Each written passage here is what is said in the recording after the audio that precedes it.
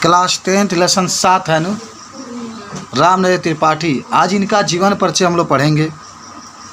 कहोगे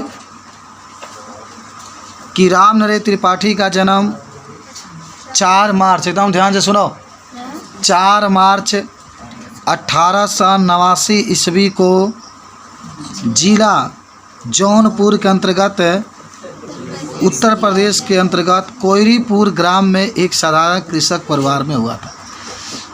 कहाँ हुआ? कोयरीपुर नामक गांव में। और एक किसान परिवार में हुआ था। देखिए कितना अच्छा बात है कि किसान परिवार में भी जन्म लेके आज इनकी जो कविताएं हैं किताब में छपी हुई है। बहुत अच्छी बात आपकी है। आगे कहते हैं कि घर के धार्मिक वातावरण तथा पिता की परमेश्वर भक्ति का पूरा प्रभाव बालक राम नरेश पर प्रारंभ से ही पड़ा। केवल 9वीं कक्षा तक स्कूल में पढ़ने के पश्चात इनकी पढ़ाई छूट गई। बाद में इन्होंने स्वाध्याय से हिंदी, अंग्रेजी, बंगला, संस्कृत, गुजराती का गंभीर अध्ययन किया और साहित्य साधना में ही अपने जीवन का लक्ष्य बनाया और 16 जनवरी सन 1962 ईस्वी को इनका स्वर्गवास हो गया। देख रहे हैं ना, इनके पिताजी ईश्वर की भक्ति करते थे। परिवार में धार्मिक विचारधारा बहुत अधिक थी, धर्म की बात होती रहती थी, जिसके चलते इनका भी जीवन माने धार्मिक स्तर की ओर ही घूम गया। ये भी धर्म को अपना जीवन बना लिए। कक्षा 9 तक पढ़े, फिर इनकी पढ़ाई छूट गई, लेकिन वो घर पर आकर के अपने पढ़ाई को जारी रखे। अंग्रेजी, हिंदी, बंगला, इसका अच्छा ज्ञान वो क्या किए, प्राप्त किए। अच्छा, घर पर आकर ये ना पढ़ा जा सकता है, हिंदी आदमी पढ़ सकता है, सामाजिक पढ़ सकता है, अंग्रेजी पढ़ सकता है, कहानियाँ होती है उसको पढ़ लिया जाता है, लेकिन घर पर आके गणित तो नहीं पढ़ा जाएगा, फिजिक्स तो नहीं पढ़ा जाएगा। ये बातें आपकी होती हैं, क्योंकि मान लो उसके लिए तो दिमाग चाहिए लगाने के लिए, टैलेंट चाहिए, सीखना पड़ता है, तभी जाकर वो लग पाता है। बात समझ रहे हैं? तो घर पर ही रह कर हिंदी, अंग्रेजी, संस्कृत के अच्छा, बंगला वगैरह के अच्छा ज्ञान प्राप्त कर लिया। कब मर गए? 1962 में। याद रखना। देखो हम बता देते हैं तनी विशेषता। आप देखेंगे 1889 में कहीं जयशंकर प्रसाद का जन्म भी दिखाता है और वह 1937 में मर जाते हैं। 1889 ईस्वी में अभी आगे आप पढ़ेंगे माखनलाल चतुर्वेदी का भी जन्म हुआ था और वह 1967 में मर जाते हैं। और 1889 में और 1889 में इनका जन्म होता है और 1962 में। 1889 में 3 कवियों का, लेखकों का जन्म होता है। समझ रहे हो? आगे बढ़ते हैं। अब देखो क्या कह रहा है कि त्रिपाठी जी मननशील, विद्वान तथा परिश्रमी थे।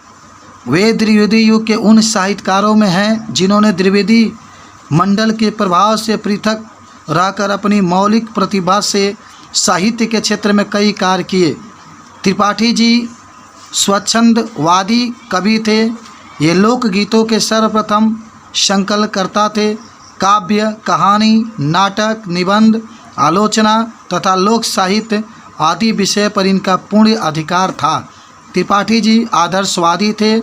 इनकी रचनाओं में नवीन आदर्श और नव युग का संकेत है।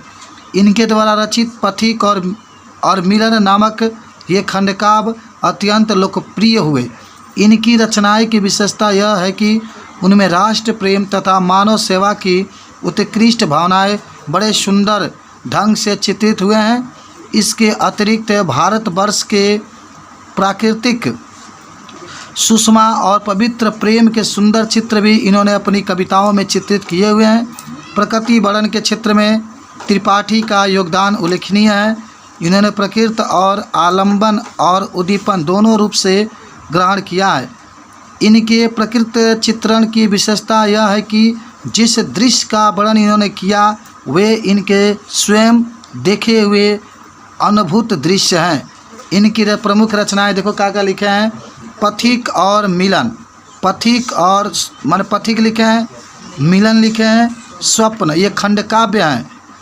मानसी है जो कि स्फुट कविता है, माने कविता है। कविता, कॉमेडी, ग्राम्य गीत, गोस्वामी तुलसीदास और उनकी कविताएं सब इनकी रचनाएं हैं। और त्रिपाठी जी की भाषा खड़ी बोली है। मानिए अपनी रचनाएं खड़ी बोली में लिखे हैं, उसमें माधुर्य और ओज है। कहीं कहीं पर उर्दू के प्रचलित शब्द का भी अपनी रचनाओं में ये प्रयोग किए हैं। शैली परम स्वाभाविक और प्रवाहपूर्ण है। इनकी शैली के दो रूप प्राप्त होते हैं, वर्णनात्मक और उपदेशनात्मक। तो हमने क्या क्या देखा, एक बार देख लो। हमने ही देखा कि जो आचार्य रामदेव त्रिपाठी हैं, इनका जन्म 1889 ईस्वी में उत्तर प्रदेश के जौनपुर जिले के कोयरीपुर नामक गांव में हुआ था। इनके पिताजी एक माने बहुत ही गरीब परिवार में, किसान परिवार में इनका जन्म हुआ था। और इनके परिवार एक धार्मिक ग्रंथों में डूबा हुआ था। धार्मिक रीति रिवाज में क्या करता था, चलता रहता था। और उसके बाद से सन 1889 ईस्वी इनका क्या हो गया, 1962। अच्छा, इनकी रचना जरूरी है। पथिक लिखे हैं, मिलन लिखे हैं, सपने लिखे हैं, कविता कॉमेडी लिखे हैं, और गोस्वामी तुलसीदास और उनकी क्या है कविताएं, सब इनकी रचनाएं। अच्छा देखो, ये अधिकतर अपनी रचनाओं में न देश प्रेम के भावना को दिखाएं, देशभक्ति के भावना को दिखाएं। हमारे देश में जो प्रेम है, देश में जो भक्ति वगैरह है, उसके बारे में क्या है अपने कविताओं में लिखे हैं। कौन लिखे हैं? हाँ, रामदेव त्रिपाठी। बता देंगे इसको, चलो।